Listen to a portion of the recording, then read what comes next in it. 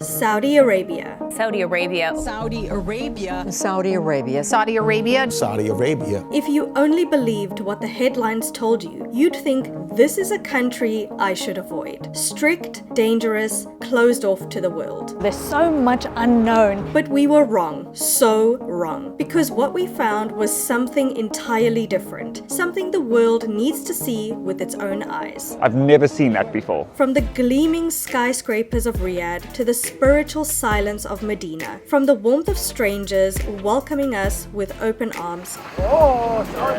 Saudi!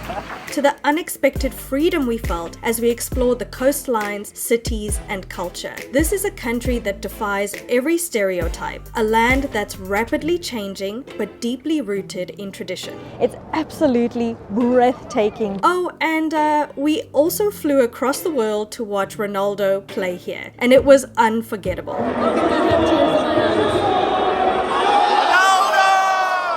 This is our journey through Saudi Arabia, and we think it's time the world sees it too.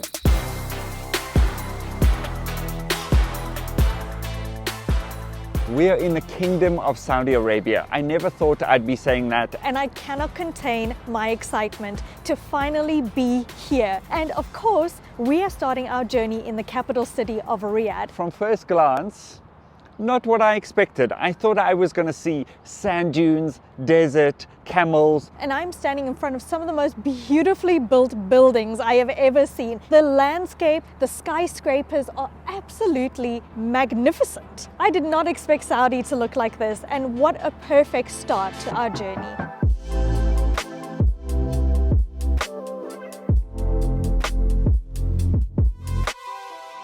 Now, when I first thought about coming to Saudi Arabia, especially as a foreign woman, I didn't really know what to expect. To be honest, I had a lot of preconceptions, I had some misunderstandings, I had a lot of questions before I arrived in Saudi Arabia. Was it safe? Was it clean? What was the culture like? What was the food like? Is it very touristy? Is it okay for tourists to come? General questions that I think lots of people have had. When you see media headlines, you hear all sorts of things and your mind can go crazy. But having landed here in Riyadh and getting a first initial impression, I cannot tell you how amazing it feels. Like right now, I'm standing in this district. There are tons of families, tons of people walking around. It's super modern, super clean. It feels like I've got nothing to be worried about. And I'm really sad that the media does that to you. You see the headlines, you get an instant feeling of fear. And I don't really want the media to do that about countries because I feel so excited to visit Saudi Arabia. The only way you can have an opinion like that is if you come here and see it for yourself, have your own experience.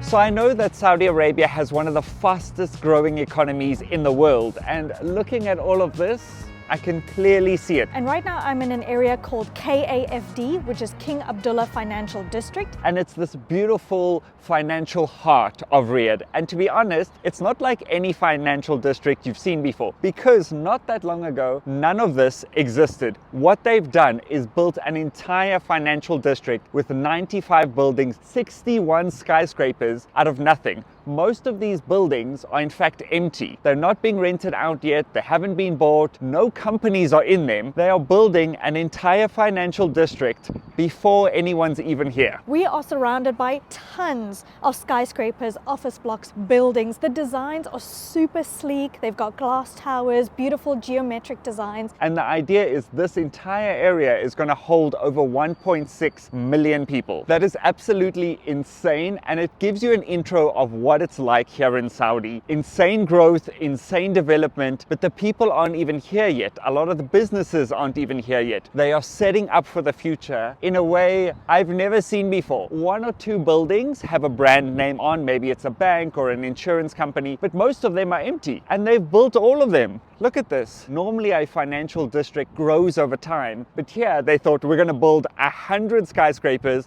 in one go. I would say it's a work in progress, but yeah, we're looking at serious architectural, futuristic designs.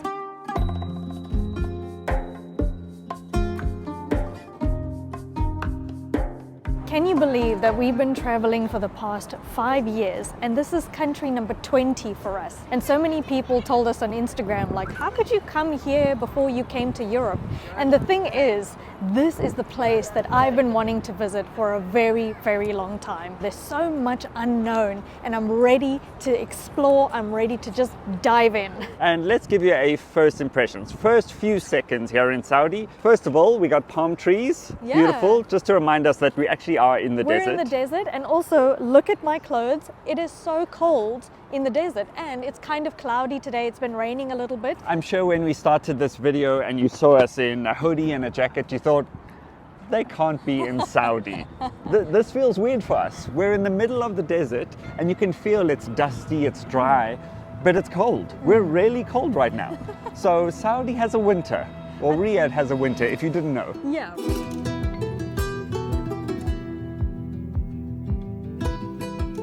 So all the buildings are going to be mostly offices and maybe rental units or apartments, but there's also coffee shops on this side. I see here we have some restaurants. There's some Mexican food. It is absolutely spotless. There's not a speck of litter, and I love how this little square is designed. It's open air, it's beautiful, spacious and clean. So it's actually getting quite busy behind me. There's so many families, there's lots of people out and about, and today is Friday, so there is lots and lots of people, because if you didn't know, Saudi Arabia has a Friday-Saturday weekend, so today is technically Saturday. Is that right? Yeah, correct. Today is Friday, so it's Saturday, and tomorrow is Saturday, so it's Sunday. For us. For us. Yes. Right. So that's why there's lots of people hanging around. Cool environment here. Very cool environment. But for now we're leaving the financial district and we're going to go to a different side, and to do that we're going to take the metro, which is brand new here in Riyadh. And one thing I've noticed is the amount of construction. Everywhere you look, you will see cranes, building, construction. Actually, from here, I can see 7, 8 cranes. It's absolutely insane. They are building on a scale I've never seen before. I can't believe how modern this all is. I don't think I've seen a district that looks like this before. And right over here, they're actually building a monorail to take you through this financial district. It's not ready yet, but that shows that they're expecting millions of people to be here, that will build a monorail before the people are even here. Over here, I can see the Aramco building. And Aramco is the biggest company here in Saudi. I think it's 3rd or 4th biggest company in the entire world, which is helping fund a lot of what we're seeing over here. Mabuhay! This is a gold building in front of us. So you're probably thinking, wow, what is that magnificent art museum behind you? No, that is not an art museum. That is the metro station. And it is brand new. And when I say brand new, I mean it's only been open for 2 or 3 months. And it is absolutely spectacular. It actually resembles the waves in the sand, or motions through the sand of the desert. And I love that it's got little holes, and when the sun is shining, it can actually reflect into the metro station. So let's go try out the brand new driverless metro. I'm so excited.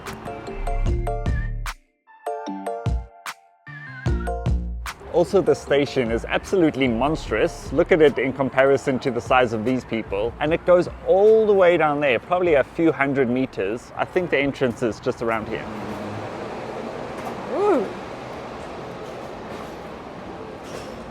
Whoa. Wow. Wow.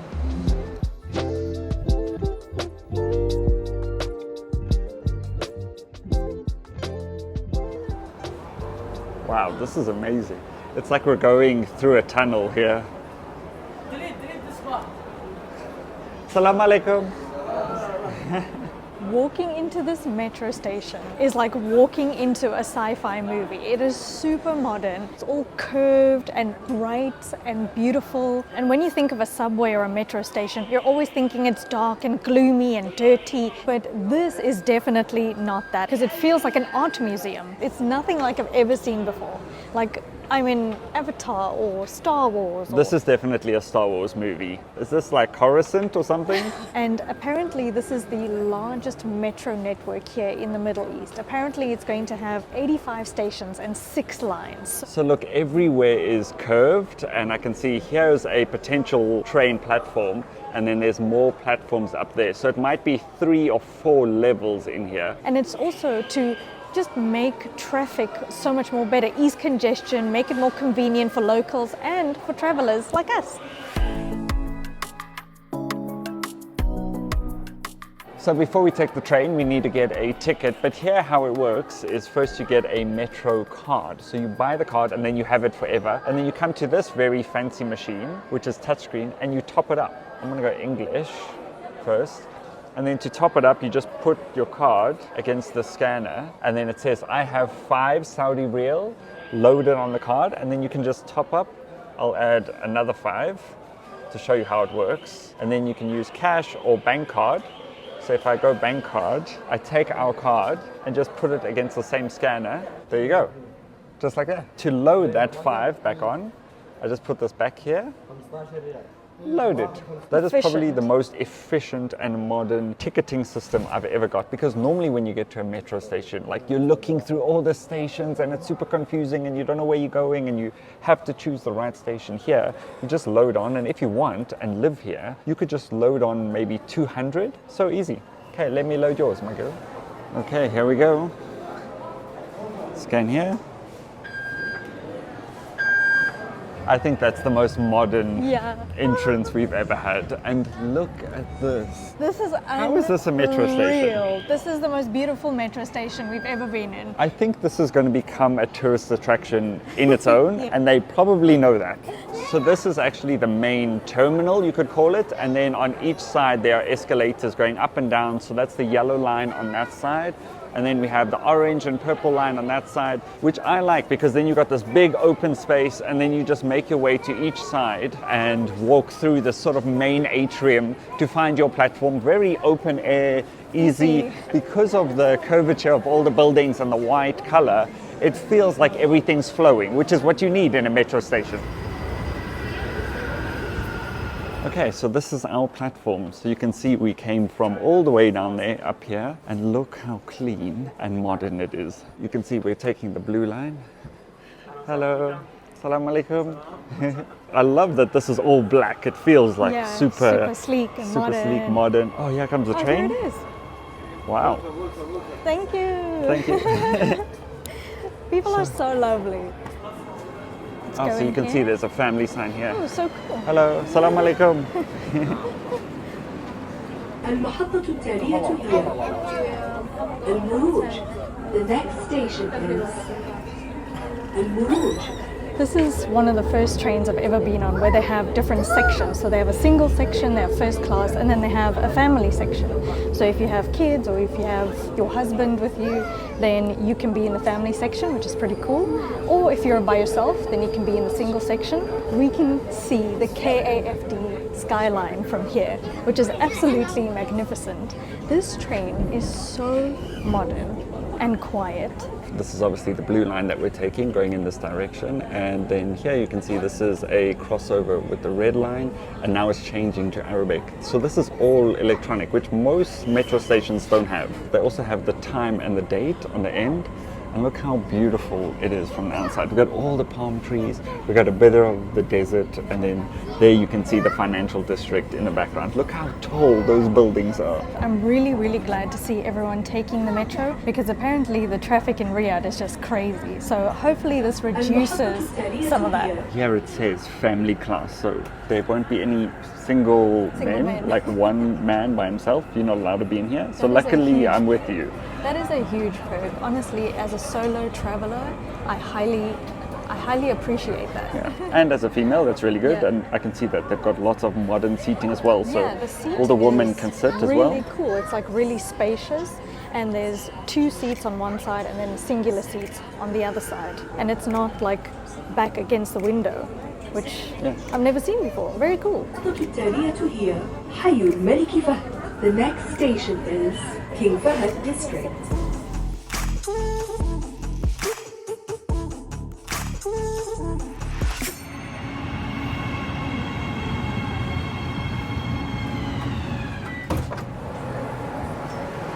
by far one of the most modern train experiences I've ever had, and this section here is first class, which will be even quieter. So there's a train coming on the opposite platform, and here you can see where it says family, and then here it says single. So if you're alone and single, you'll obviously enter into this side, but if you're with your family, children, or with your wife, you can then enter through there. One thing that's interesting, no one's here. We found a few of the stations to be relatively quiet. A lot of the stations that we go to in Southeast Asia, we've been in China, Japan, South Korea, even in Thailand, there's always lots of people waiting on the platform, but here it's completely quiet. One thing that's really interesting is this is a driverless train. No one's driving this train, and right now Riyadh actually has the longest driverless train in the entire world. They haven't even got all 6 lines ready yet. Very impressive. These subway stations are so clean, and there's no stalls or anyone selling anything or loud music or litter. It's absolutely spotless. Look at this. That's a good point. It's completely minimalist. Yeah. There's not anything on the wall. There's not anything on this glass here.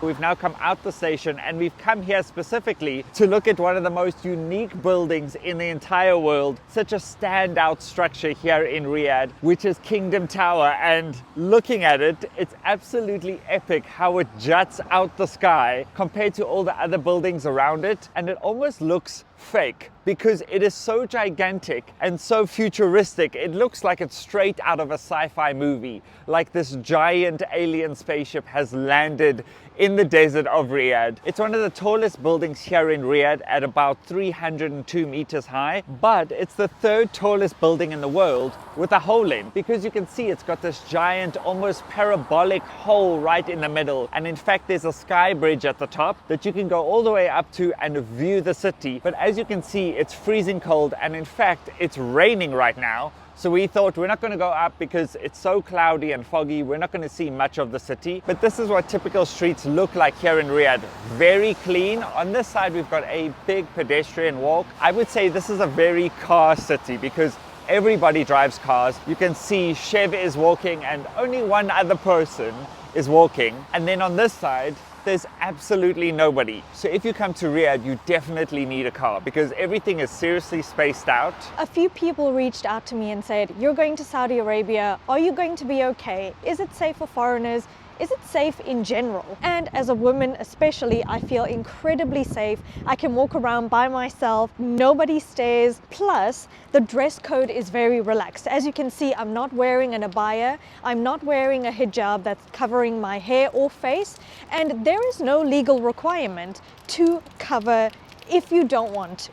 And everywhere we've gone, even looking at the train, there is construction everywhere. So they're obviously building something massive here. There's a giant skyscraper being built in the background. And I've just seen this sign here, which has Vision 2030. And in fact, that's Saudi Arabia's goal, is by 2030, they want to transform this entire country, not only the city, into a new futuristic and modern world.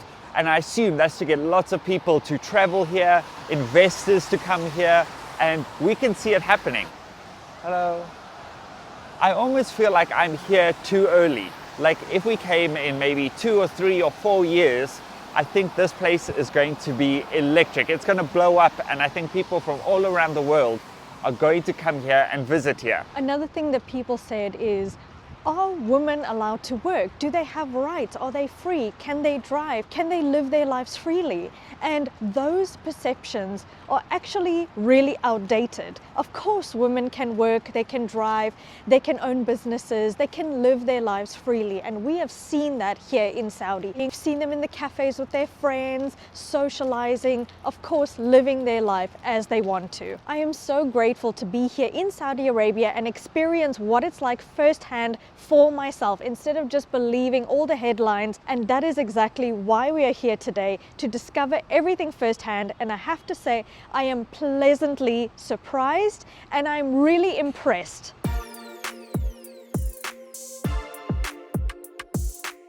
And I've just noticed that there's a bus station right outside the metro station. Besides taking the bus and making it very easily accessible to get around the city, they've also got an air-conditioned waiting room. Oh, there's a button over here.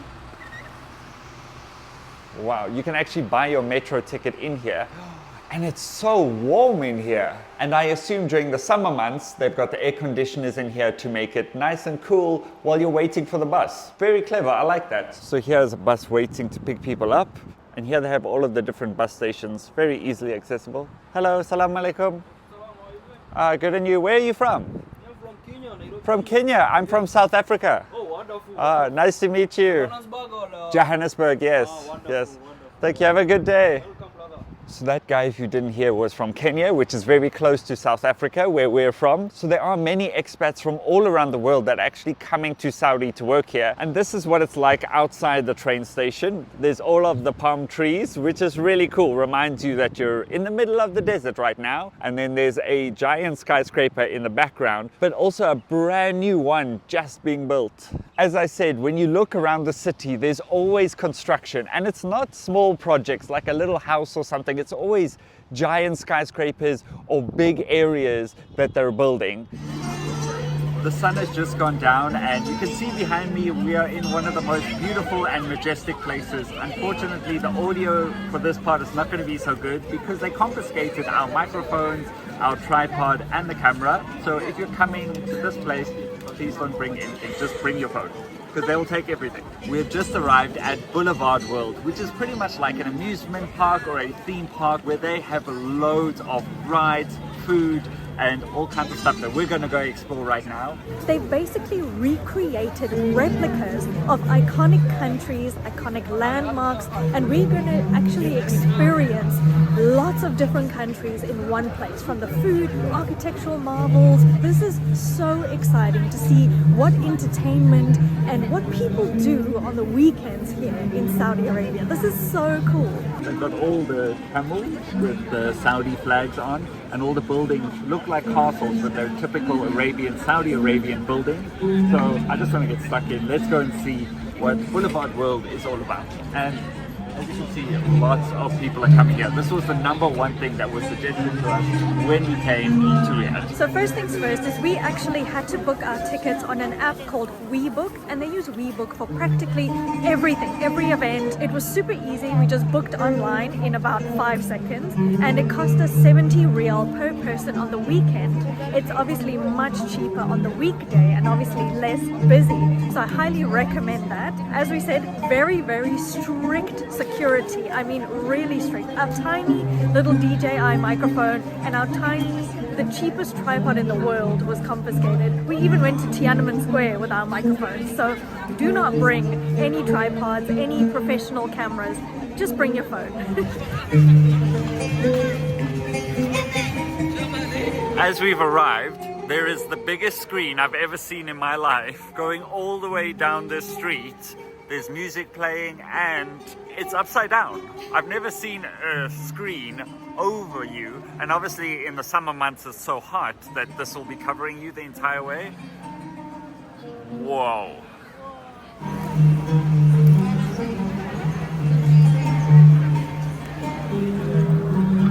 This is insane. We've just arrived. We've only just arrived. As we've continued to walk, we've realized we're now in Paris. There you can see De Paris. Everything is now in French. There's a boutique over there. And look at all the buildings. I really feel like we're in Paris. Totally Parisian buildings. I can see bonjour. I can see coffee and treats, crepes.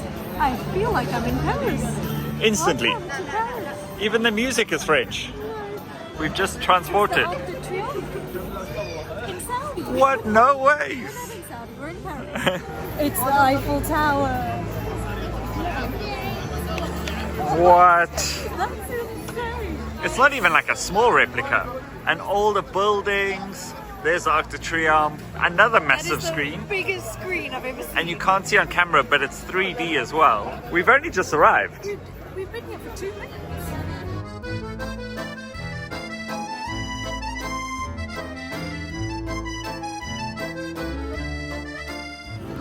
I see they have a croissant bar, and all the restaurants around are all French, selling French snacks, treats, desserts. It's French toast. Wow, walking under the Eiffel Tower. We'd be walking under the Eiffel Tower today. Who knew? Oh, What? Here I am, under the Eiffel Tower. In the desert. In the desert, and it's freezing cold. What a combo.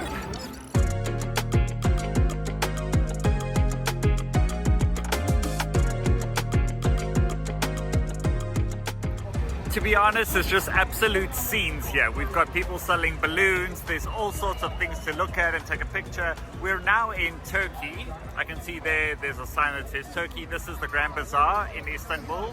And it's absolutely mad. There's just activities. I don't even know where to look. It's like sensory overload, but we're only in one country. We've still got so many left to discover. They're selling Turkish ice cream, there's a Turkish bazaar, Turkish food, sweets. Unbelievable. Let's just keep exploring. Let's go. What is this guy selling? Tea? Hello. Look at these guys selling ice cream. Okay, so we're leaving Turkey now, and this is welcome with a big blue star, so I'm assuming this is the United States. The first thing I see, giant Pepsi and a fries bar. It's got to be the Welcome US. to America. Gas station. Pepsi gas station. So cool. Typical American. Okay, fries bar and rides. That is red, white, and blue. That's America. Goodness, a saloon car. And I can hear Beyonce. Is that Beyonce?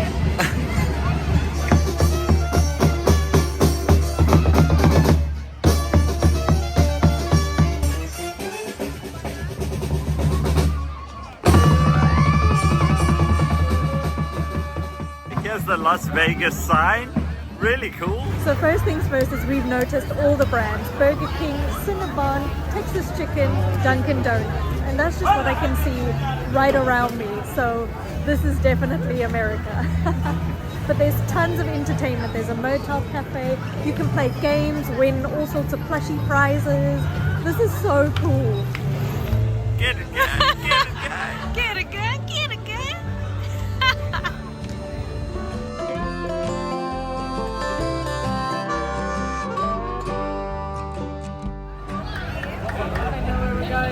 We're going to Japan. Come on. The games are so tempting. I know where we're going next. Japan. Okay, goodbye US. Look at all the neon lights. Very Japanese. This is literally what all the Japanese stores look like in Japan. That is so true. Like if you've never been to Japan, this is exactly what it looks like.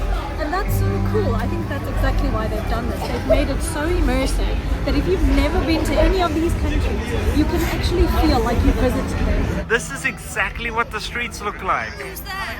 What is that? Is that a transformer?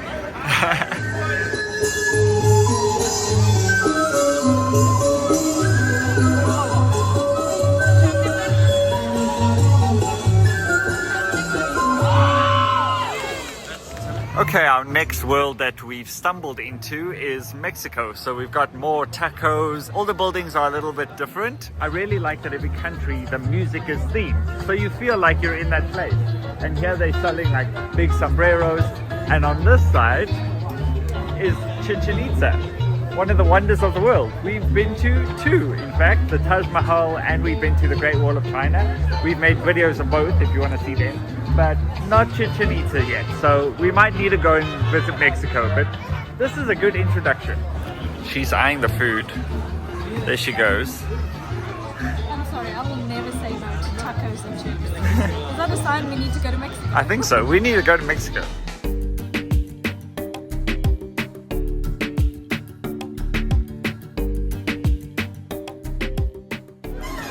Okay, Chef spotted something and she strayed in. This is a paella corner. Look how big the plates are of paella. Wow. It looks amazing. So she likes Spanish food out of everywhere in the world. Thank you.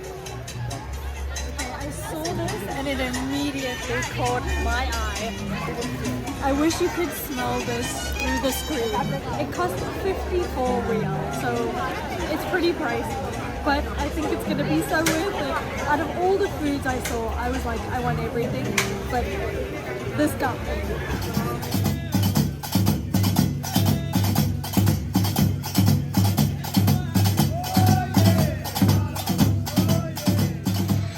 Here they have what they're calling the Planet Cinema, and it's this giant sphere that you can go inside and watch movies, and it's pretty much got like the Las Vegas sphere on it. All different images and graphics come up, really cool. So now you can go and watch the Aladdin show inside this.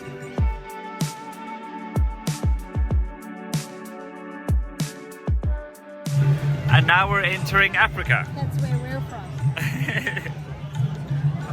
So in the Africa zone, they have lots of souvenirs. I think we actually call these curios. Yes. Which is we have these all over. everywhere. Everywhere. You can I actually have one of these in my house, but a giant one. And we get all of these different animals. And obviously like the buffalo we have. This is like our entire house. Yeah, this is like being in our house, to be honest. We have all of these kind of things.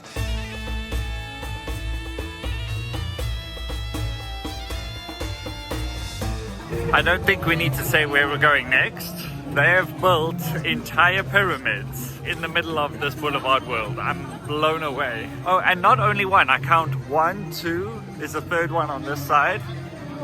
And they're absolutely massive.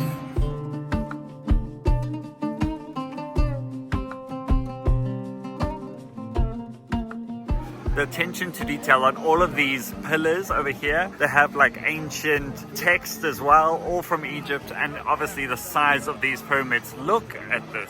Look at it in comparison to this guy here, just how big it is. And they've made 1, 2, and then a third one on this side.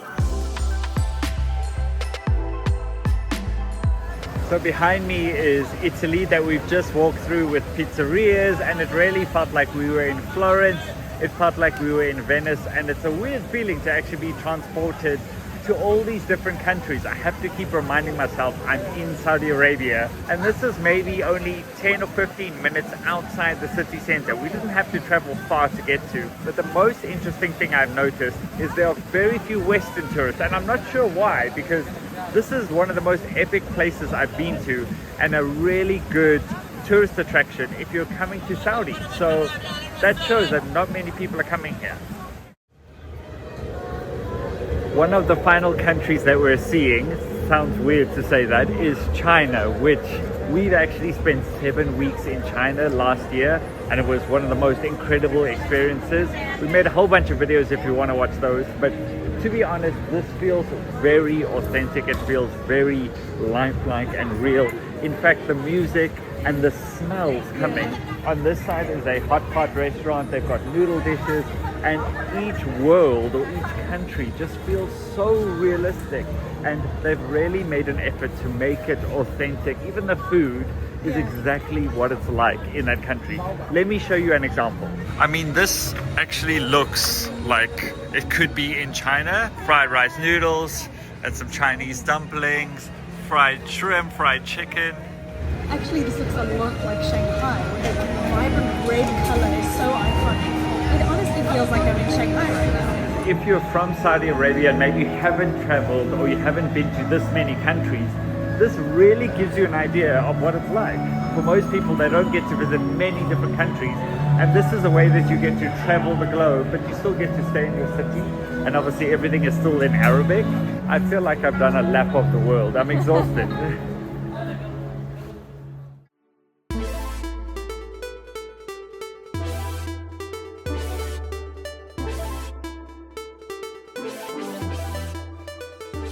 Right opposite Boulevard World is Boulevard City, which is pretty much a replica of Times Square. And I cannot believe that this is Saudi Arabia, because honestly, this is the identical replica of Times Square. This feels like we're in New York. There's a cable car going, there's music, there's shopping, there's entertainment. the whole day, I'm like, can you believe we are in Riyadh? Is this what you picture when you picture Saudi Arabia?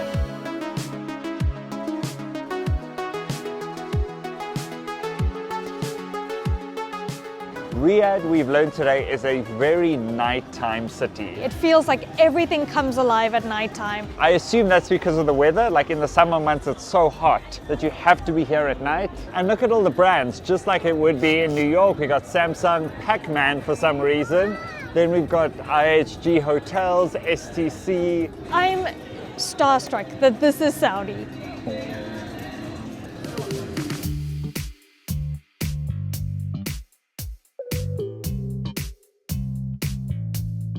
Today has taken us completely by surprise, and I'm actually so overwhelmed on our first day here in Saudi Arabia. We've had the most unbelievable experience. I think this really shows what Riyadh is like. It's developing, it's forever evolving, and it's blowing us away. We feel like the media often shows sand dunes and tradition, but I think this is the new Saudi Arabia.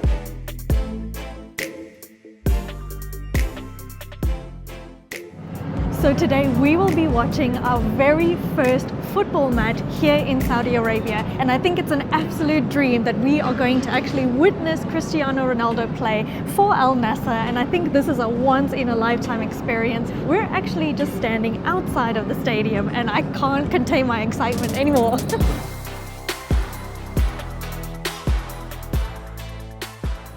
We're at Al Nassr's home ground, which is Al Awal Park. This is a 25,000 seater stadium. It's absolutely beautiful. You can see how clean it is and how well kept it is. It seems very modern. I don't know if this is a new stadium, but today we are just here to experience Saudi football. In Saudi Arabia, they are obsessed and crazy about football. So we want to experience the culture. I feel like I'm at Disneyland because this is a dream come true, and obviously everybody is here to only see one person pretty much. That's how we feel. They've all got Ronaldo on their shirts, and we're not excluded from that because we are rocking the yellow and blue kit. We've got Ronaldo in the back. My shirt was too big, so... But I'm so happy about this. And actually, if you didn't know this already, Dev is a huge, huge Ronaldo fan. He's been a Ronaldo fan, I think, ever since he could breathe or talk. You look so good in yellow. I'm ready. In case they need a substitute, I'm ready. I'm in. I think every football fan has always watched Ronaldo, if it's watched old videos of him. To say that we're looking forward to it is a huge understatement. I see a few people are starting to come in now. We're actually 2 hours early. That's how keen we are. So we're going to go in, we're going to show you our seats overlooking the stadium, and I think energy is just going to start building as more and more people start coming here. The stadium is beautiful from the outside, lots of flags showing. Obviously Al Nassr's colors are yellow and blue, and it just stands out so much here in the stadium. So let's go Al Nassr.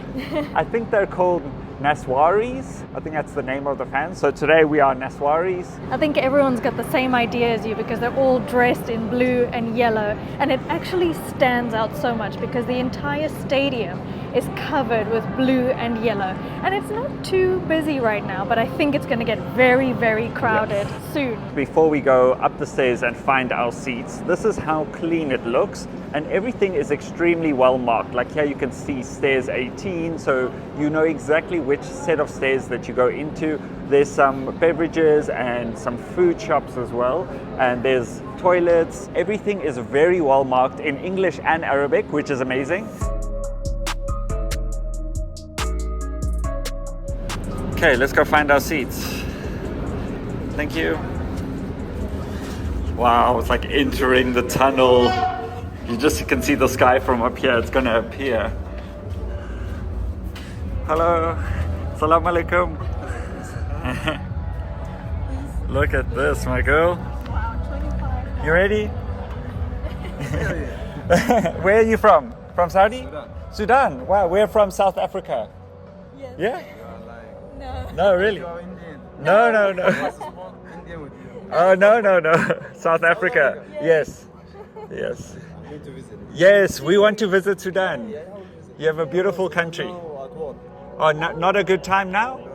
Okay, Nick, when the war is finished, we will visit. I will hit you up. Oh, yes, oh, sure. Thank you so much. Nice to meet you. This is it. This is the pinch me moment. We are in the stadium and we've come very, very early, but look at this. I've actually got goosebumps already. For now, the seats are obviously completely empty because people haven't arrived yet. There's a few seats filling up, but look at how beautiful the stadium is. The yellow seats stand out so much. We can see Al Nassr FC written in blue on those seats over there. Big screen up there, another scoreboard over there. And then on that side, it's difficult to see with the sun, but those are all like the VIP sections and like the private booths, the expensive seats. And for a stadium that has a capacity of only 25,000 people, it feels massive.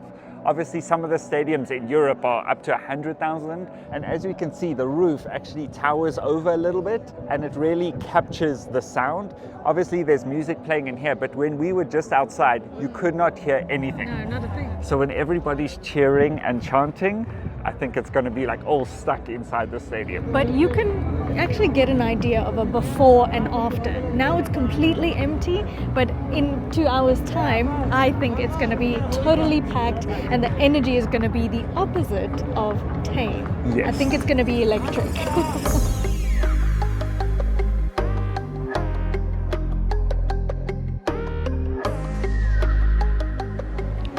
I've just made my way to the top of the stands to kind of get a different viewpoint. From here you can really see how big the stadium is, and it's starting to fill up, but not as much as I expected. But there is still an hour before kickoff. As I said, we were here so early, but people are starting to wave flags. Everyone has got something yellow. If it's a hat, a shirt, a scarf. Something that's very interesting is it's so international. Like, there are people from so many different countries. We've met some people from London, from Egypt, from China, from South Korea. It's absolutely amazing. So many have come here, and I think that shows, first of all, the influence that Cristiano has had. People have flown all the way to Saudi Arabia just to see him.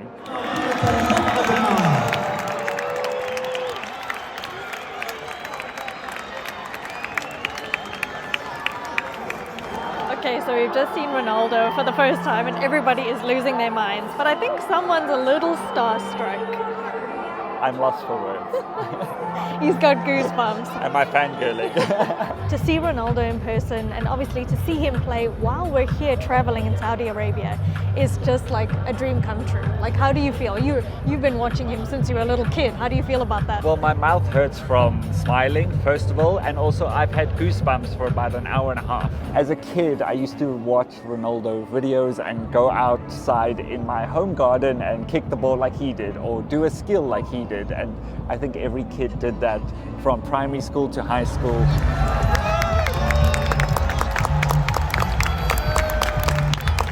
I think even if you're not a football fan or a Ronaldo fan, you can easily appreciate this moment. I mean, Devin and I, especially me, used to watch Ronaldo even as little kids when he used to play for Manchester United and Real Madrid. Those were like just iconic times, and now to see him in person is just really, really special. So we're gonna watch them warm up now, and then we're gonna wait for kickoff.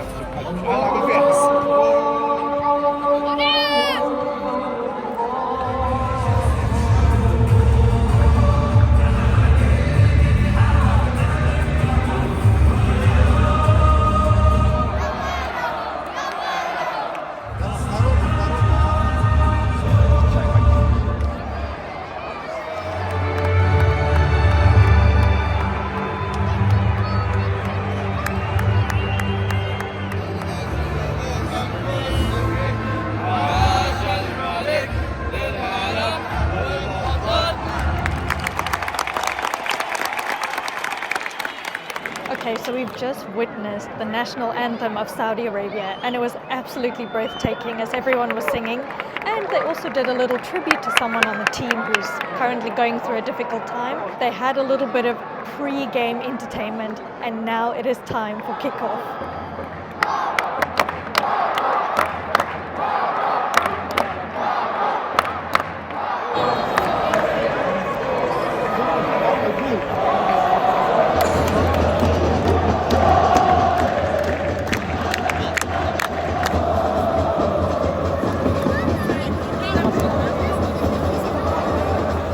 Okay, so we've just kicked off, and from our standpoint, we've got a really good view of the pitch, but there are all the die-hard fans. It's so loud, but to be honest, fans are all around screaming, chanting, but there they've got giant flags, they've got drums, everybody's out on pitch. Ronaldo's captaining, we got Sadio Mane here on far left, we got Laporte at the back, and it's just an absolute spectacle. Look at this. Can you hear this? I love the chanting.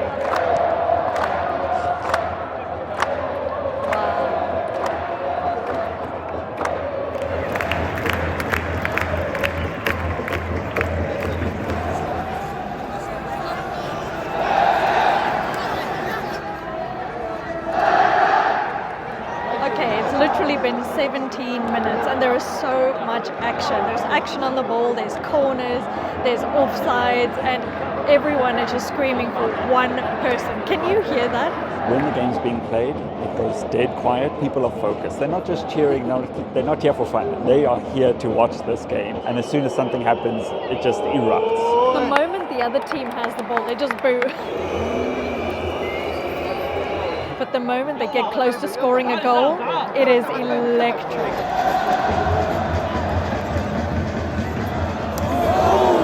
Everyone's eyes are glued to one person. There's a few stands open maybe, or a few seats open, but so many people have come out. But to be honest, that's where all the action is. That's where all those die-hard, probably season ticket holders are all there. You can see how everyone has their jacket on, but over there, everyone's jacket is off. It's only yellow, and it just shows how supportive they are. Because it's actually quite cold. Even though we're in Saudi Arabia and we're in the desert, you would think it would be boiling hot, but it's freezing. We had to put our jackets on. It's so cold.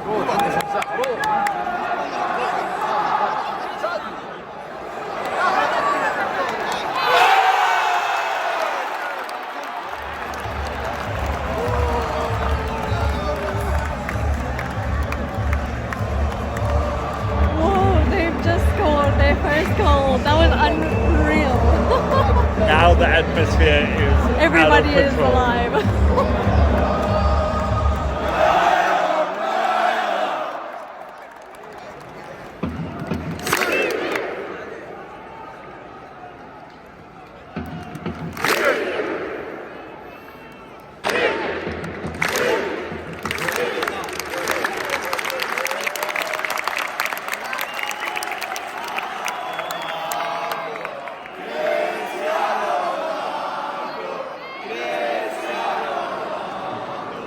It has just gone half time, so a few of the fans are leaving, probably for a toilet break or to get some food. Brilliant half so far. Yeah. Both teams were electric. It was end to end, not a boring game. When anything happens, you can really feel the electricity of all the people cheering or chanting or reacting. Everyone's reacting at the same time. If you haven't realized this far into the video that you need to come to Saudi Arabia to come to an Al Nassr game and experience this, then this is your sign. You have to come because this is unreal. And another thing, it is completely safe. I feel really safe.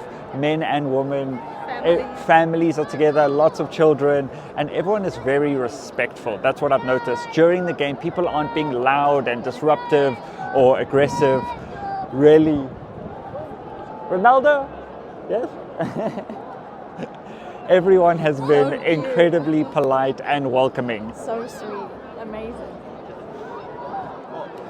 So we're back in for second half, and as soon as they kicked off, it's been electric and it's been action-packed. So let's see what happens in the second half.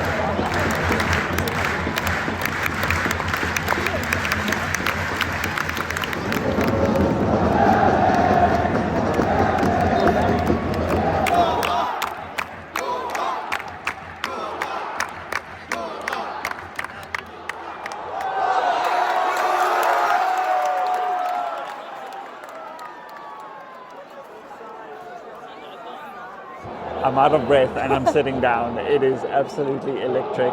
It goes quiet for a few seconds, then they counter, everyone's up on their seats, back down again, and the time is going too quickly.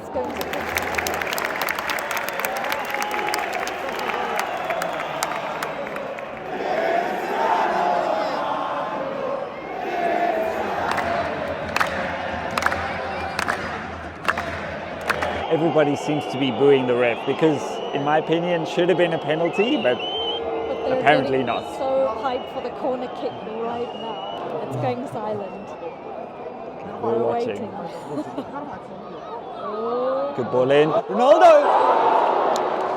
Okay. Oh, I screamed, sorry.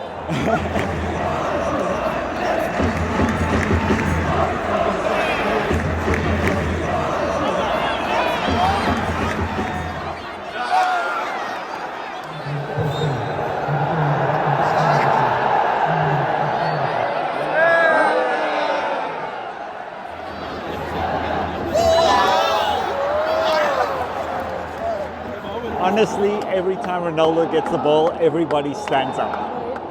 Everybody stands, because you know something's going to happen. We're 20 minutes from the end of the game. There's just more adrenaline, more energy building. I'm not sure what it is.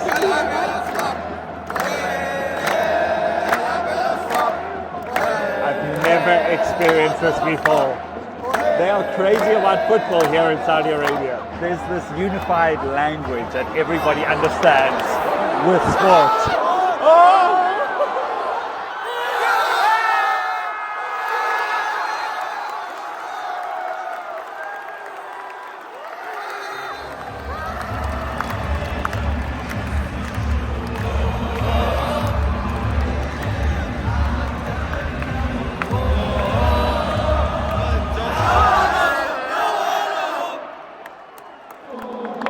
I'm not sure what they're saying, but every time they score, they say that.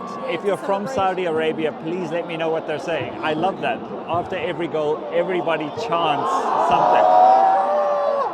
What are they saying? 2-0. That's unbelievable. 2-0. Okay, we got 15 minutes left. Biggest fans over here. Biggest fans. So cute.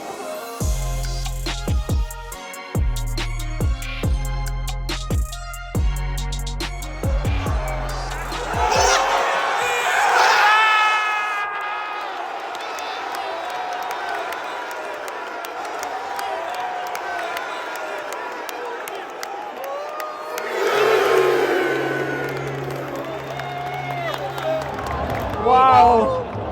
We got to witness a Sui in person. I think I'm pretty emotional. Come on!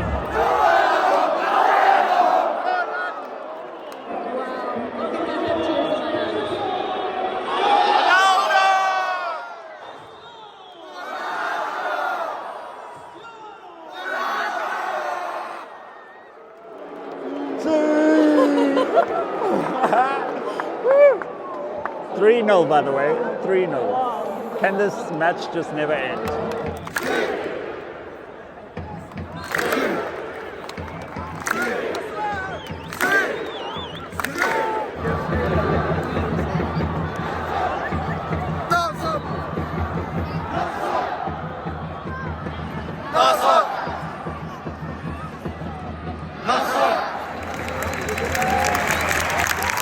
Ronaldo has just been substituted off in the 84th minute and people have just started to leave. They're leaving. They're like, we're done. He's out. I don't want to see anymore. 3-0 and everybody is exiting the stands. I've never seen that before. As you can see here, these people left, these seats in front of us, these as soon as Ronaldo got taken off. Look at all the people leaving here. All these seats were full a few seconds ago. So with 1 minute to go, the keeper from the opposition side, not Al Nassr, has just got a red card for using his hands outside the box. I am using this mic like I'm a teleprompter and it's the news because this is Jousy right at the end. This is super juicy. All the players are huddled together. They are absolutely furious. This is just fantastic. What a way to end the game. And just like that, the game has ended. A few seats are empty, but this is the vibe as we end the game. That was a once in a lifetime. I can't believe we got to see him score. This is Saudi Arabia, everybody. This is what it's like. Most people have stayed. They're cheering, chanting, singing along, chanting.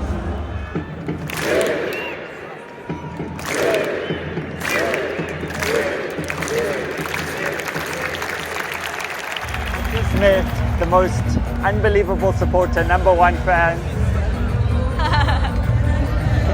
What's your name? What is your name? Faisal? Yes. Nice to meet you. Nice to meet you. It's his first time here as well. Your first time here? First time? You're from Riyadh? Yes. From where? From Riyadh? From Riyadh? Yes. Thank you for being in our vlog. He's so cute. Bye-bye. Bye-bye. That ends this experience for us. It was out of this world. I still have goosebumps.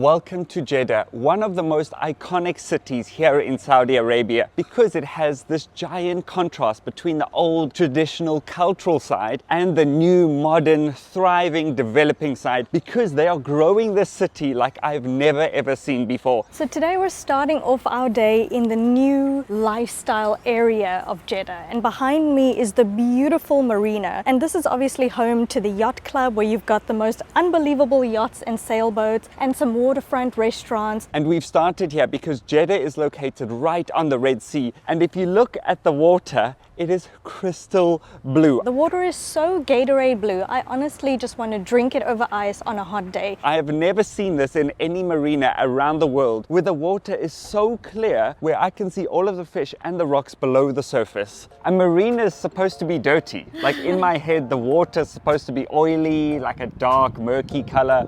But not this one. Now, before we explore this marina a little bit more, Jeddah is the second biggest city in Saudi Arabia after Riyadh, which we were just in. I like starting the day here because it feels like we're embracing the more modern and the more luxury side of Jeddah. And yes, it kind of seems like I'm walking through the streets of Monaco or Dubai, but no, this is not Monaco or Dubai. This is Saudi Arabia. So this is the view. We got the beautiful crystal clear water, a few yachts over here, some sailboats on this side, bigger yachts on that side, and in the far distance there is construction. We've seen a constant theme throughout our time here in Saudi Arabia. They are always constructing and building. If you look in the background throughout this video, you will see them building on a scale I've never seen before. And also a theme that we've noticed is during the day, it's always very quiet throughout our time here in Saudi Arabia, especially in Riyadh. So I think it's normally really busy at night, but it's always a strange feeling to be here when it's so quiet.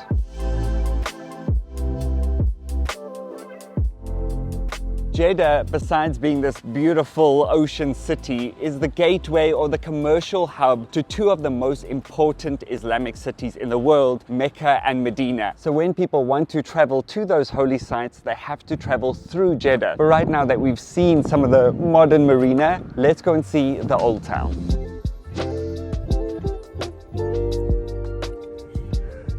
We want to see the old town. Yes. Thank you. Salam alaikum. Alaikum salam. How are you, sir? Good, and you? How are you? What? South Africa. South Africa. Yeah. You know? No. You know football? Yes. World Cup? Yes. South Africa. America. Africa. Africa. Yeah. Yes. Yes. You remember 2010 Yes. World Cup? Yes. Waka Waka. Waka. You remember? Yes. That's where we're from. Oh God. Yes. Where from? South Africa, same. Same. You from Jeddah? No. Where are you from? And Riyadh. You from Riyadh? Ah, we like Riyadh. Oh, thank you. Very good. Thank you, sir. Riyadh is very good. What's your name? Motel. Nice to meet you. Thank you. You and you? Chev and Dev. Chef. Chev and Dev. Chef and Dev. Yes. So easy. Where? and you? Dev. Chef, Chef. Yeah. Chef Dev. Yes. So easy. Sister bro. Yes. Welcome to Jeddah. Thank you. And come Riyadh. Yes. Yes, we want to come to Riyadh. Come back to Riyadh. You like football? Yes. Ronaldo? No. No. And Messi. No, I get out. Now I get out. And me, I love you, Messi. Wow. Messi. Okay. No, Messi is very good. Number one. Number one. Number two. No. So, what is your favorite football team? Me? Yeah. Al Hilal. Ah, okay. Very good. Thank you, sister. Thank you. Come, this YouTube will. Oh, yes. yes. Search. 1 minute. Yes. Hot. Beer. Oh, yes, in English. Yes. There we go. Chef and they're making friends. Yes, of course. Yes, this is the one. There we go. There we go. Okay. Yes. And extra. Thank you so much for Oh, subscribing. thank you. Thank you.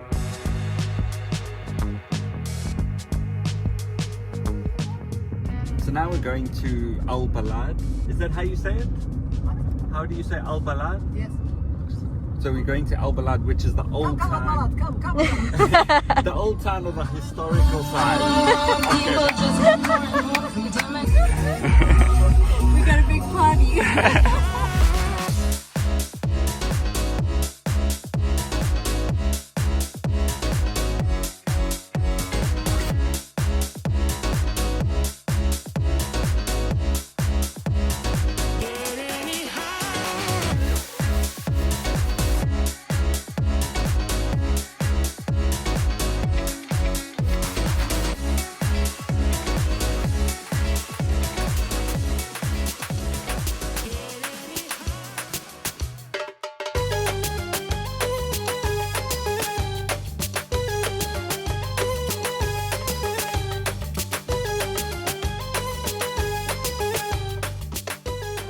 So our driver has just stopped. This is not where we're meant to be going, but we're here by the ocean.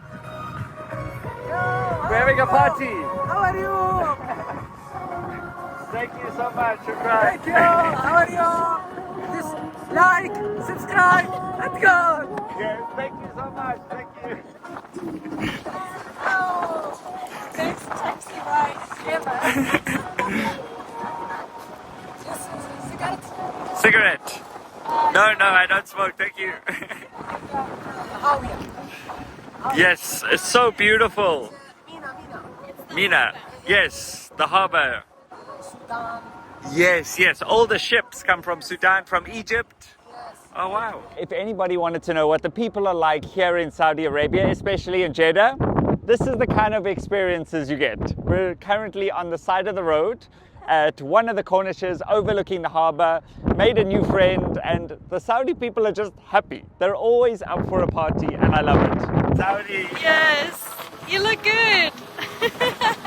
Now this is a proper welcome Yes. to Saudi. Proper welcome to Saudi. Yes. Come.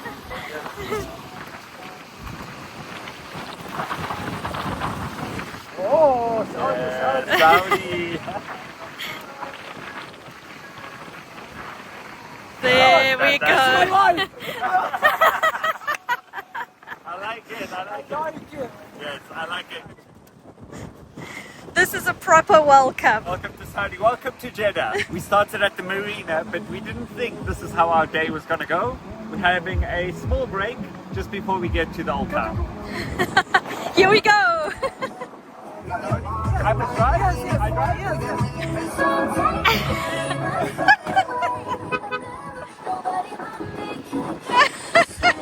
Go around, baby. There he goes. This is Saudi. Oh, hello.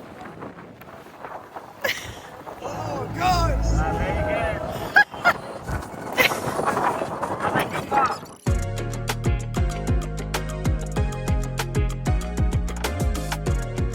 Thank you very much. Thank you, shukran. Shukran. Nice to meet you. Thank you so much. Have a good day. Have a good day. That was one of the most fascinating, interesting, and exciting taxi rides I've ever taken. It just shows what the people are like here in Saudi, so welcoming. But now we've come to the old town. This is sort of the heart of Jeddah. So you can see all of these old, historic, grey-colored buildings, and they've got all of these giant doors with these big arches entering each shop. But what's interesting is all the people and the shops around here are Indonesian. This one says Filipino Bake Shop. You can see how historic all the buildings look. But then we've got some Malaysian, Indonesian, Filipino food. And then here, look, Indonesia again. Hello. Where are you from? Indonesia. From Jakarta? No, Medan. From Medina. Nice to meet you. Yeah. Nice to meet you. Wow, there's so much Indonesian food. Okay. Yes. Oh, I see here. Mie goreng, nasi goreng. Yes, bakso. Wow, bakso. Oh, I like bakso. Yeah, nice to meet you. Bakso. Yes, I like bakso. Bye-bye. Bye-bye. Very interesting, very surprising that we're seeing Indonesian people and Indonesian restaurants in the middle of Jeddah. And this is the old town. I thought I was going to see historic Saudi Arabian sites. So if you know why there's so many Indonesians around here, please let me know.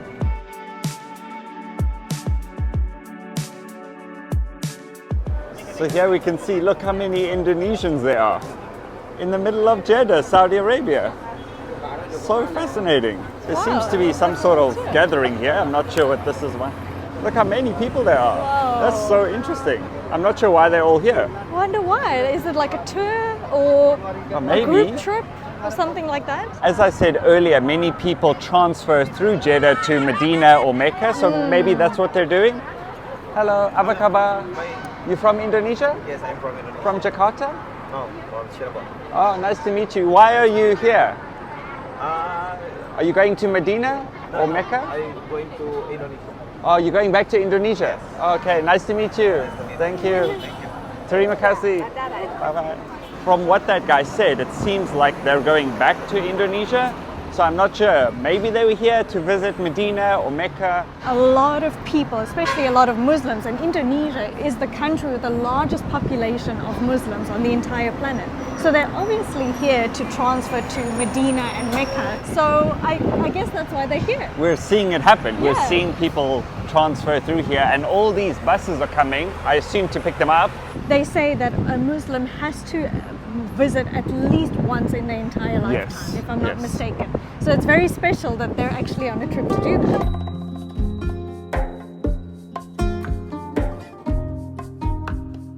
So the reason we came to Al Balad is this is the historic heart of Jeddah, and you can immediately see how old these buildings look. A real contrast to the marina we were just in, and you can see there's all of these little alleyways, and that's what you come here to do, go through all of these little merchant alleyways. And a lot of the shops that are here still have the families from over 50 years ago, kind of before the oil era, and they still live in these buildings. And if I look up right now, look how old these buildings are. It is completely old town vibes, rustic, nothing over the top. But look at this window frame. It's all made out of wood. There almost is a little balcony here that you could step out on. Over time, it's really breaking apart and there's a lot of wear and tear. And that's very unique. I've never seen that before. They've got these wooden panels all around the outside, jutting out of the buildings. Also, what I love about Jeddah is because of the more tropical climate, you have all of the palm trees everywhere. Where in Riyadh, it was more center of the desert. So we didn't see as much tropical greenery and palm trees everywhere. Also, I can't help but feel like we're getting a private tour wherever we go because there's no people around. So we're pretty much just getting to roam around these streets by ourselves, admiring the old, pristine Jeddah.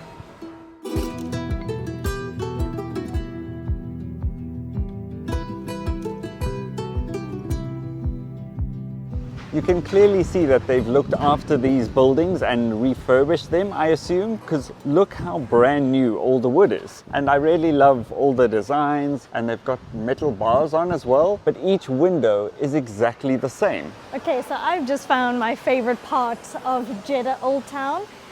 This is a cat feeding station put here by the Ministry of Culture. Hello, kitty. So all the cats are just roaming around, and they've obviously given them enough food, and all the cats are lining up just eating some food. I'm sure there's plenty to go around. Quite a good initiative Quite to amazing. obviously look after them, but now there's cats roaming around. How amazing! And it really shows that they look after the cats, which I love. Please wait, there is one cat ahead of you at the feeding station.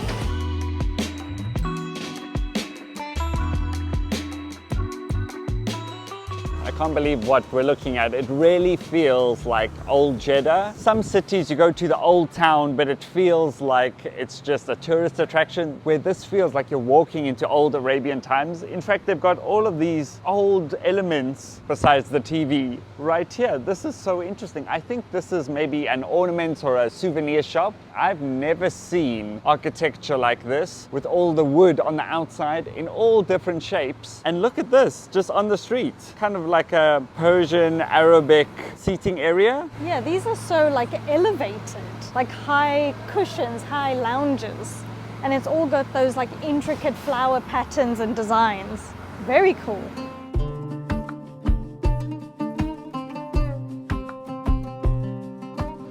They've actually got an Al Balad cafe right here on the street. I really like the setting, all the chairs and tables. Here the buildings are actually more of a green color, so still wooden but painted in green. And you can see all of the old buildings, they're kind of falling apart.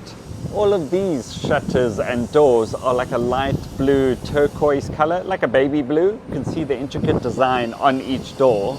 Very interesting. A beautiful setting, but again, no one's here. It's fascinating. We've come to the most touristy thing to do in the whole of Jeddah, and we're the only people walking around.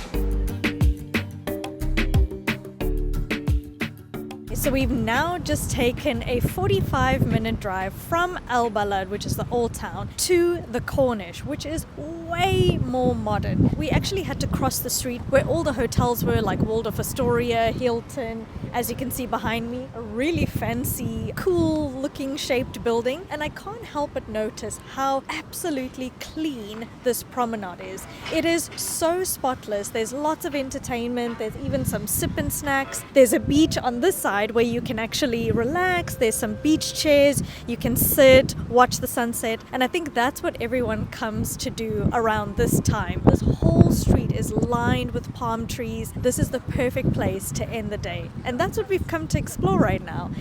What is this? It's some sort of carriage, cart. It's very cool. What is that? 6 seats? Seats 6 people? It looks pretty cool. So we have officially arrived in the windy city. So I really hope you can hear me. But this place is really reminding us of one of our favorite cities, and it's obviously from the country that we're from, Cape Town. Cape Town has a beautiful little promenade just like this. There's lots of palm trees and it's very windy. We have the most beautiful city in the world and it is very windy, just like this one. Another thing that we've noticed is how much construction we see here in Jeddah. We see buildings coming up like crazy, and what we believe is it is really going to surpass and overtake all the other cities and countries nearby, and they are preparing for a massive boost in tourism. They've got so many events, they've got so much up and coming, and I think it's amazing to see that from a city like this. Nobody is here yet, but they're going to come. And I think this city is going to be one of the best in the world. As we're walking around, we can't help but notice how few tourists there are here. And that's really surprised me because this is a city that we wanted to visit for the longest time. And I just can't help but reiterate how beautiful it is. It's absolutely spotless. I love that they've got a mix of the greenery of the trees with the sea. I actually can't believe that we're standing by the Red Sea right now. So we've now just crossed over the street. So that's where we were. The beach was over there. We've crossed this street, and in the middle of 2 streets is a giant walkway. You can actually rent your bicycles or some small bicycles, big bicycles from this little shop right in the middle of the streets. The kids are riding their little bicycles. People are walking, they're running, they've got their kids and all these cool little scooter things.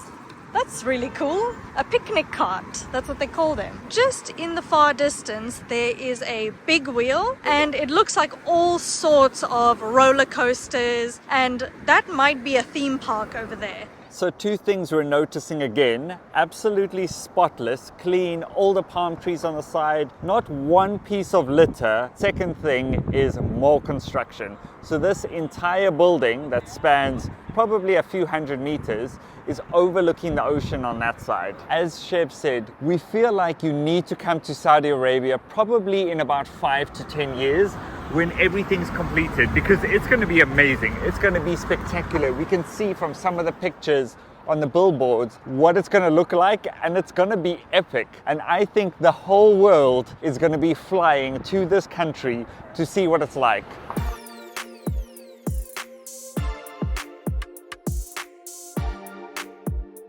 I've just made my way north of Jeddah to this beautiful inlet that comes straight from the ocean. But the reason I came here, first of all, you can see how beautiful the ocean is, crystal blue water and so clear. Normally an inlet is really dark, murky water, as I said before at the marina, but here it's absolutely spotless. But behind me you can see they are building this giant skyscraper, and in fact that is Jeddah Tower, and if you didn't know, that is going to be the tallest building in the world ever. It's going to be the first building to be over 1 kilometer high. So you can see behind me how far it's sticking out the ground. It's only about a third of the way built. Think about that. It's that tall and it's only a third of the way. To put that into perspective, the Burj Khalifa that's in Dubai is 832 meters, if I'm not mistaken, and this is going to be over 180 meters taller than that. That is absolutely insane and just shows again the infrastructure and growth that is happening here in Jeddah. In fact, in the whole of Saudi, they are pushing, developing, growing, manufacturing on a scale I've never seen.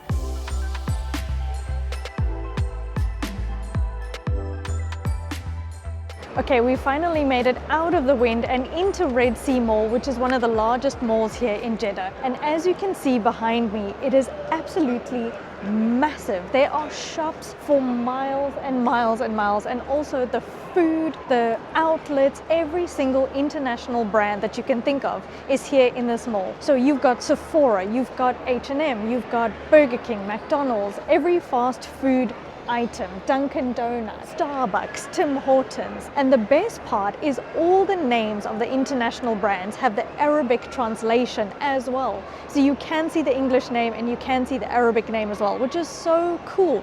There are thousands and thousands of shops. This direction, this direction, this direction. Below me, another amazing thing was we just heard the call to prayer inside the mall. It was the most magical, peaceful sound that I've heard, and I've never heard the call to prayer in a mall before. So we're gonna walk around the mall, we're gonna grab some food, and I think that's it for today. And good morning from Jeddah Airport, which is also the train station. I'm super excited that we're going to be taking the fastest train in the Middle East today. And as you can see, there is a giant aquarium behind me. I've never seen an airport aquarium before, but it's so cool. There's sharks in there, there's stingrays, there's all sorts of varieties of fish. And we've just arrived bright and early this morning. We're about to take a 2-hour train to Medina. So first things first is we got to check in, get our tickets checked, and go through security. This is absolutely mind-blowing for me. They've got this giant cylinder. I'm not sure how many thousands of liters of water they have. There's sharks inside, there's rays, and you can see there's these 2 escalators going up and down. I have never experienced that before. Arriving at an airport and seeing sharks. I can't help but notice how incredibly beautiful and modern this airport is. There are 2 high-speed railway stations in Jeddah and one is at the airport, so we decided to come to this one. And what you do is walk straight from the airport through here, and here's the train station. Very easy, very seamless. So we've got about 20 minutes before our train leaves. And there's only one line of this high-speed rail, which is very interesting, that connects Medina to Mecca, 2 of the holiest cities in the world. And it's about 450 kilometers long. But in the center of it is Jeddah. So it connects those 2 cities together. I think for a very, very long time, non-Muslims were not allowed to enter Medina at all. But I think things have changed recently. So of course, we are super curious and we are so excited to finally discover this city. This is the first time that I've actually seen so many pilgrims taking an aeroplane and obviously taking the train to Medina and Mecca. And a lot of people you'll see throughout today are dressed in traditional wear, in religious wear. They are wearing a white cloth. Sometimes it's 2 or 3 pieces. It's actually incredible to see all of these people who are passing through to go to a very, very special place at least once in their entire lifetime. They look really amazing, and I can't tell you how special it is just to even witness it. So we actually booked the ticket online, and we'll tell you how we did that just a little bit later and the price. But it says we are economy seat 118. So let's go scan our ticket. So for this train, there is a economy class, which we're taking. Then there's a business and a first class as well. So if you want to travel in a more comfortable, luxurious setting, you can. But for only 2 hours, we thought economy is okay. Good morning. Taking a vlog for the whole trip. Yes. Yeah, is that okay? Yes. That's very good. Yeah. Off you go, boss. Thank you so much. much. Okay. Thank Nice you to so meet you. much. Thank you. They are so unbelievably amazing. Every step of the way, we've been helped, we've been greeted, and it's honestly made our experience so lovely. The people here are so heartwarming. I love them. Good morning. Hi, good morning. Thank you. Thank you. Thank you.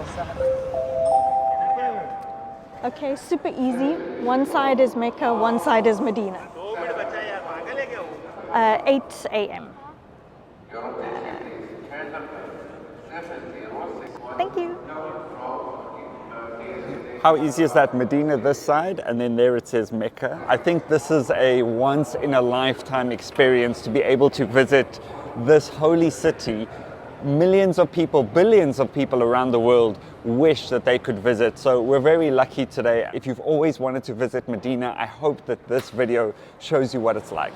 This is the platform. It's completely outdoors. Wow, look at this. The sun's just coming up. There's giant fans for when it gets so hot in the summer. And look, 8 a.m. to Medina. Wow, this is special. Look at this train. It is incredibly modern. It looks so futuristic. It's also really tall compared to some of the other high-speed rails we've taken before. A really long nose. It's also extremely long. It goes all the way down there. First high-speed rail ever in the Middle East. I think it can go up to 360 kilometers an hour, but it's limited to 300, which is still very quick. And I think the scenery we're gonna see going through the desert today in a high-speed train is going to be extra special. This station is absolutely massive. We got a train on this side, and you can see it's the Haramain high-speed railway. I've never been to a station that's obviously as big as this, but open air, and even the platform is huge. I think this one line on the railway can transport up to 30 million passengers per year. So I think that's why they need this much space.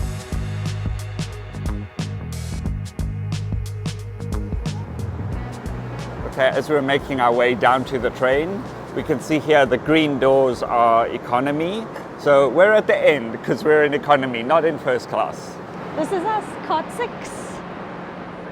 Here we go. I'm so excited. I think this is where we go. I can already see there's a bathroom here and all the luggage storage. Luckily, we're only going for a day, so we didn't need to pack any luggage. So let's go find our seats.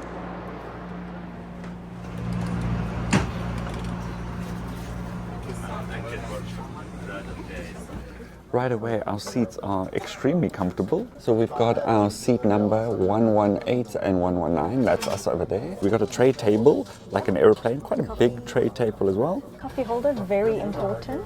We also have some charging ports, USB charging cables over here. We have a little dustbin. Oh, look at that. A little trash can in the middle. Never seen that before, that's new. And a really good footrest. And there's a little compartment here if you need to hold something as well. This is what the train looks like. Extremely modern. So luggage storage at the top and then a separate luggage storage for bigger suitcases. So if you have a little backpack, there's enough space. You don't need to stick it under your seat or anything. There's a lot of space here. And this is economy. Yeah, this is economy. I can't wait to see what first class looks like. 8 o'clock on the dot. They have left exactly on time. I love that. It's already a thumbs up from me. So we're going backwards to Medina, and that's always a weird feeling on a train, to be like reversing all the way. It kind of gives you this weird feeling of Like a space roller and time, coaster. like you're on a roller coaster. Heading towards Medina Station, we wish you a pleasant trip. You will now hear a supplication in which Prophet Muhammad, peace be upon him, recited upon his travels. We are officially underway, and already we're picking up speed over 150 kilometers an hour, and the train is very stable, very smooth, but also very quiet, and it's a complete electrical train. There are 2 lines going each way, and it's connecting 2 Islamic holy cities within 2 hours, which is amazing. And if you had to drive from Jeddah to Medina, it would take 4 to 5 hours. So you're practically cutting that time in half.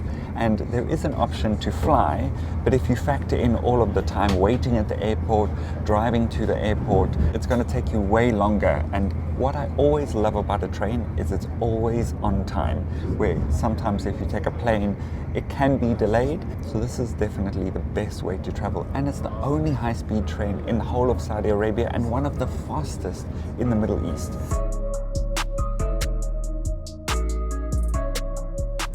I've also seen that there's like a TV screen just above the seats which shows a map of where we're going to Medina, how far we've gone, which coach we're in, as well as the speed that we're going in. But it also shows the direction of Mecca. Even if you need to pray on the train, you know which direction Mecca is at all times.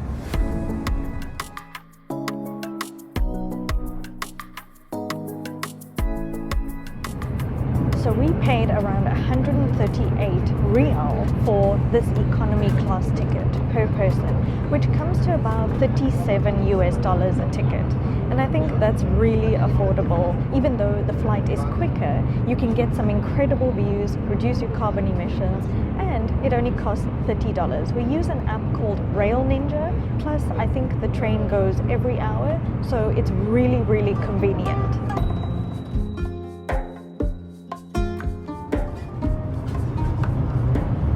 Now we are seriously picking up speed. We've left the city of Jeddah and now we're reaching 260 kilometers an hour. So I'm sure soon we're going to be at that 300 kilometer an hour mark. It's always a crazy feeling to have the buildings and the landscape travel past you so quickly, like you would on an aeroplane, but now you're at ground level.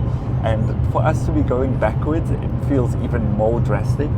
It feels like things are coming past our head so quickly. I'm seeing on the screen we're at 295 kilometers an hour. And this is what it looks like. At 300 kilometers an hour through the desert.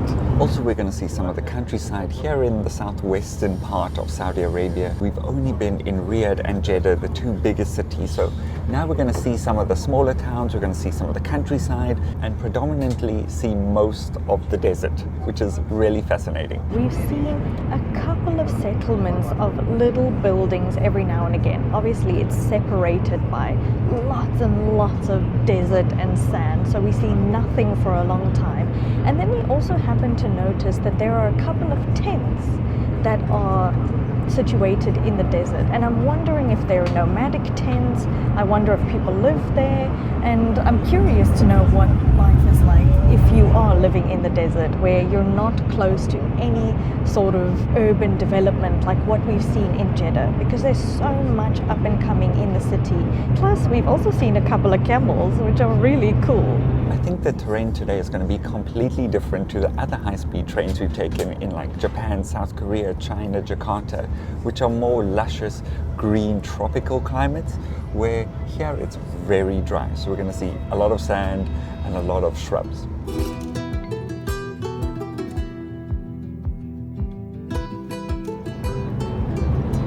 As I'm looking out, you can see there is just sand. There's nothing else. There's a few trees and shrubs, excuse the slightly dirty window, but for miles and miles, there's absolutely nothing in sight. Not a building or a person anywhere.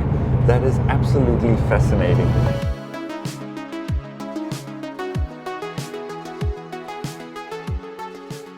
So as you know, I do a bathroom tour in every single train that we go on. So here we go. So we've got mirror, we've got basin, water and soap, toilet, bum gun. We've even got little buttons for flushing, holding on in case it's a bumpy ride. We've got some toilet paper. It is super clean, even quite spacious. We've even got a little baby changing board, which is amazing. Overall, very, very clean, and it actually still looks brand new. So we've even got a little coat rack. So that's your bathroom tour.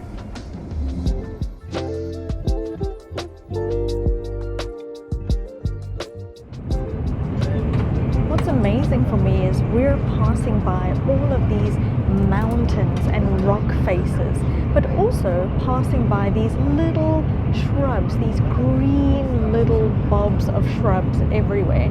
And it kind of reminds me of our similar climate in South Africa. We've got a very dry, almost desert-like climate. Plus, we're next door to one of the largest deserts in the world, in Namibia.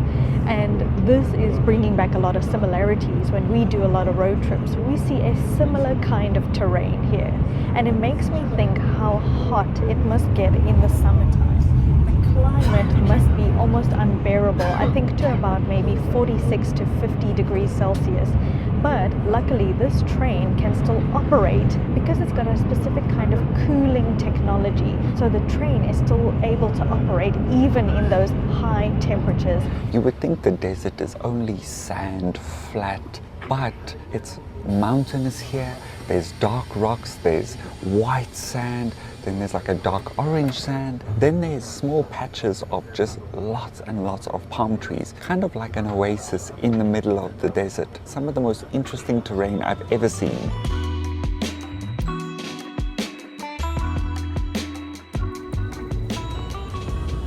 So we're slowing down now, which means we're officially entering Medina. And the station is just 15 or 20 minutes outside of Medina city.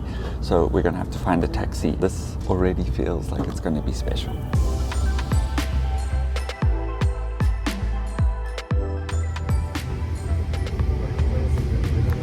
Here's an IKEA. It's complete. Unexpected.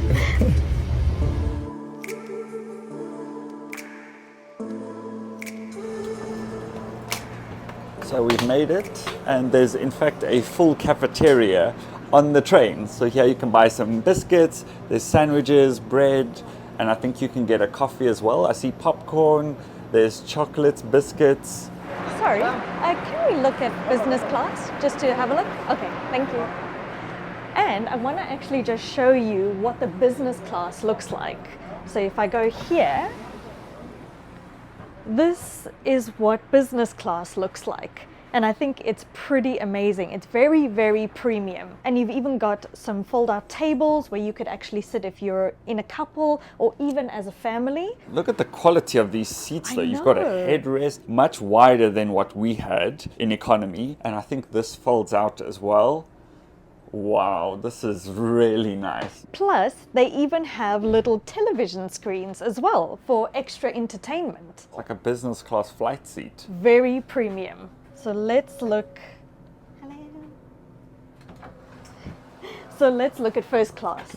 This is a very similar setting here in first class. Is this first class? I think it's the same. I just don't want to take too long or else the train's going to leave us. Okay.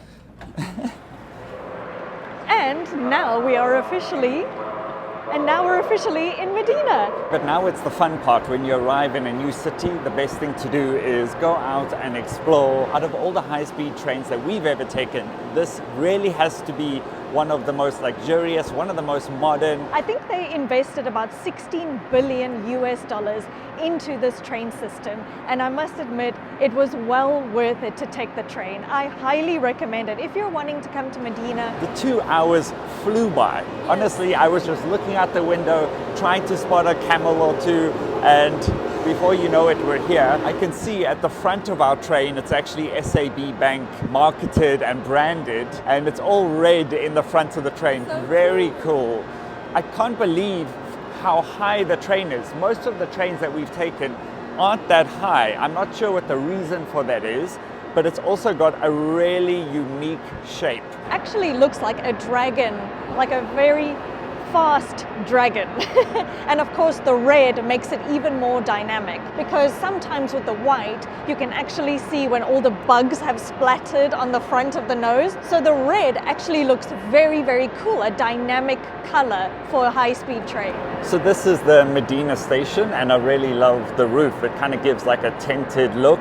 Here on this board it says we're in Medina. Wow, that's special. That's special. I can't believe we're entering the second holiest city in the entire world, and the fact that we're allowed to visit is just incredible. I think this is going to be a very special place. And also, if you didn't know, non-Muslims are allowed to visit Medina, but they're not allowed to visit Mecca. So that's why we didn't go there, because They want to keep it a holy site that Muslims can only visit, which I really appreciate and understand.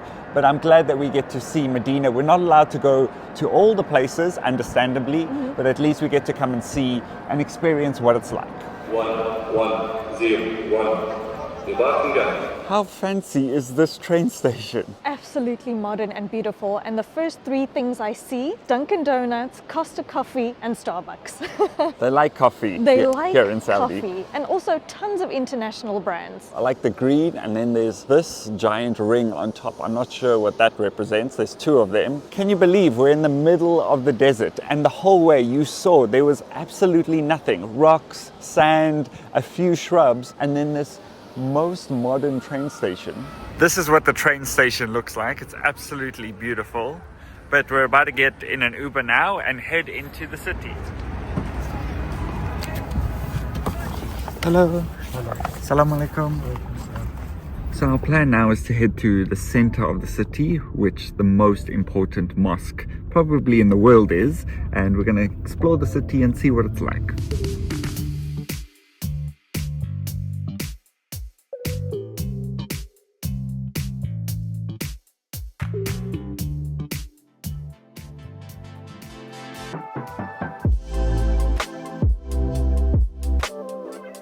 We have just arrived at the second largest mosque in the entire world. This is the Prophet Mosque, and Prophet Muhammad himself actually built this mosque, and I think it started out as a Islamic learning center and then turned into this mosque. And this mosque is actually in the heart and the very center of Medina. So everything else is actually built around it. It really feels like the center point of the city. And can hold up to over 1.5 million worshippers at a time. Let me say that again, 1.5 million people can be inside this mosque at one time worshipping together. To experience that must be beyond majestic, I can only imagine. And to think that some of the biggest stadiums in the world are 100,000 people, and this is 15 times that. And even though we are non-Muslims, we're not allowed to actually enter the mosque. Just being outside is so amazing. They've got these amazing like butterfly shaded areas that actually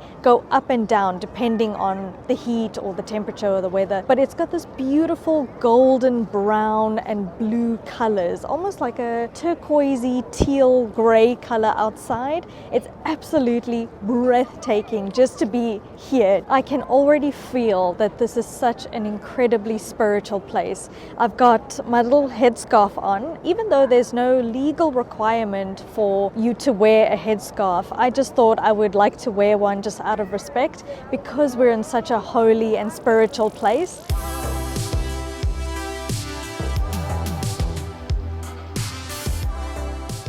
So where we're standing, this I think is the main walkway into the mosque. So there's big gates over there. We're not going to enter in there out of respect, and obviously we're not allowed to.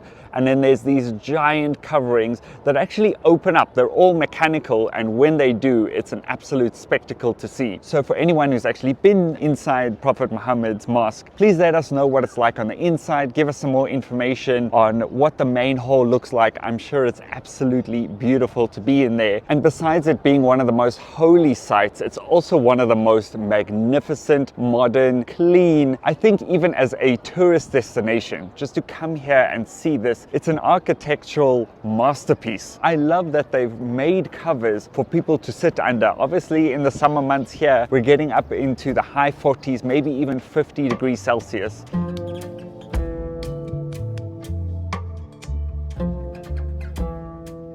As you can see, people are just gathering, entering, being drawn into this giant mosque. It's quite a spectacle and a feeling to be here. And it's also very quiet. So people are silent. No one's taking a picture. Besides me, I'm the only person that has my phone out. That shows that people just want to be in this space. One thing that's blowing our mind is people are from all over the world. We're seeing some of the most unique faces. You can actually see where they've come from because they've got a little flag either on their backpack or even on their clothing. And we've seen people from Iran, Kazakhstan, Kyrgyzstan, Turkey, Pakistan. Some people are from Indonesia, some are from the Middle East, some are from Africa. And that is so special to actually see so many people from all around the world gather here for a very special moment in their lifetime. Islam is such a global religion and they're all coming to one specific place. It's some of the biggest human migrations in the world, people coming to see this exact mosque. And what a privilege it is for us to be here, even as non-Muslims. I feel very grateful. So to give you an idea of just how big this mosque is, as you can see, millions of people are inside and it goes as far as the eye can see. But I've just seen here, this is door number 364. So that's this door here. That really shows you how big it is. So there's obviously doors scattered throughout the complex of the mosque. 364 doors, and I'm sure there's even more, maybe up to 500. I've never seen that before.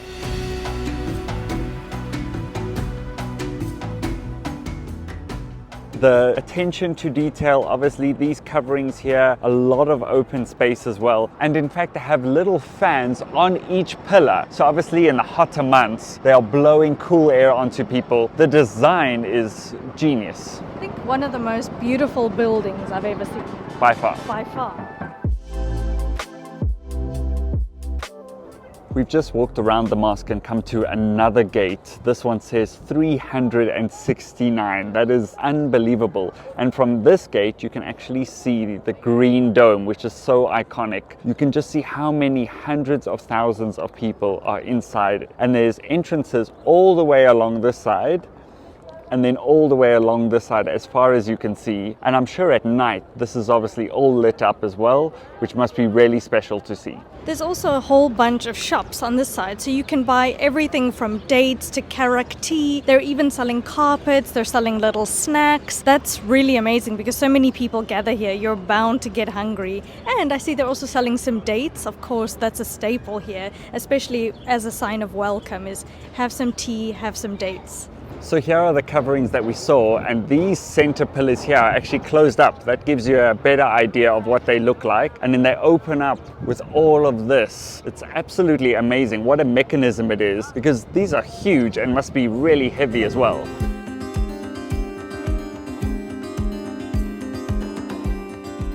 I think this is one of the most special moments that we've had in our entire 5 years of full-time travel. And I have to admit, we feel like we're the only foreigners here, or we actually feel like we're the only non-Muslims here, because there are people from all over the world, but obviously they come from Muslim countries. But we have really felt welcome, we felt accepted.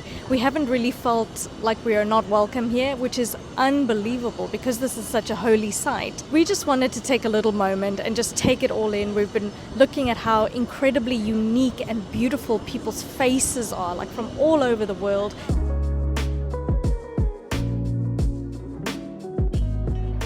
So we've just left the mosque over there, but look at how many people are gathering all the way down this street. Look at that. That is absolutely insane. And they're all heading in the same direction, obviously to pray. And I've never seen that before. So many people in one place from so many different countries. We actually haven't seen many people from Saudi Arabia. They're all people from outside, and they just keep coming and coming, all shapes and sizes, all different faces, different nationalities, but they all share the same purpose, and that's really special from a human standpoint to see that.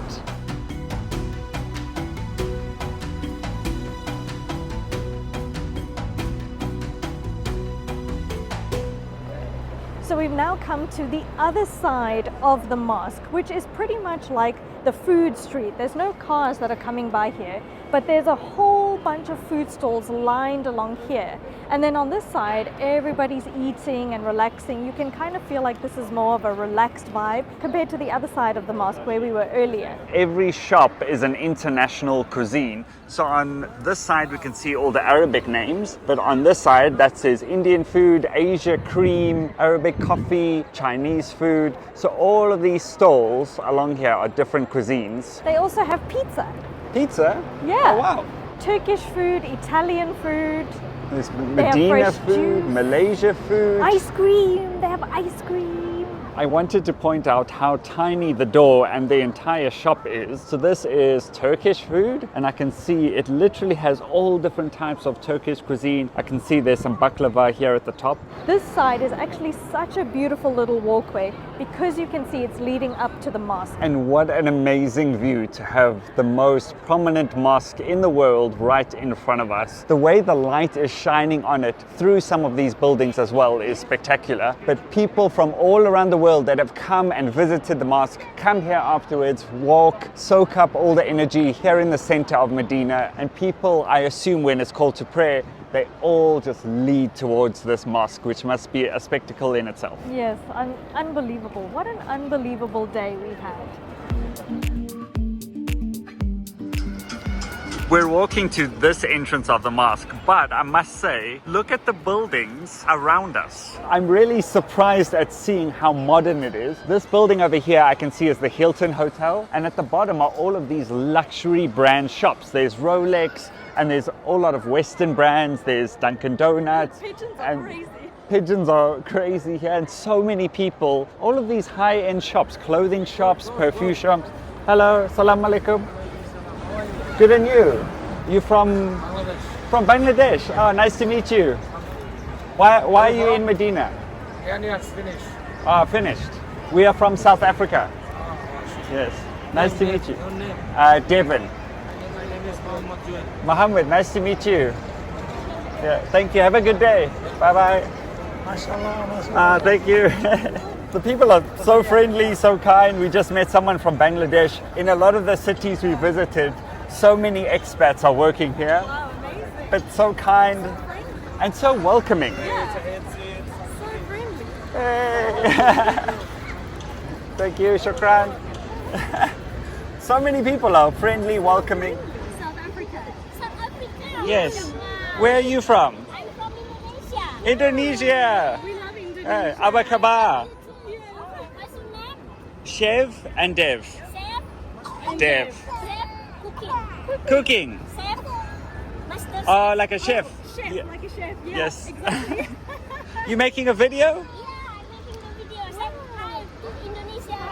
Hello, Indonesia. Love Indonesia. Hi, South Africa. Terima kasih. Yes, salam alaikum. Bye bye. Terima kasih. Bye bye. So sweet. She is such a good vlogger. We need to hire her. I know, right? She's ultimate, like, life of the party. She spoke so well. She's got an aura. Yeah, she had an aura. So sweet. So this is the north side entrance, and I think the main entrance into the mosque. Again, we have these beautiful coverings all the way along here and lots of gates. And I see this is gate 333 and 334. I can't get over how many gates there are. And again, we're not allowed to enter. But looking all the way down here, can you believe this is Medina? This is a much smaller town and smaller city here in Saudi Arabia compared to Jeddah and Riyadh. Because so many people are coming from around the world, they just get to explore Medina at the same time as well as enter the mosque. We've started today with taking the most modern high-speed train and ending up in this beautiful spiritual place of Medina. It's been incredible, and this actually ends our time here in Saudi Arabia. Please subscribe if you enjoyed this video, and we'll see you in the next country.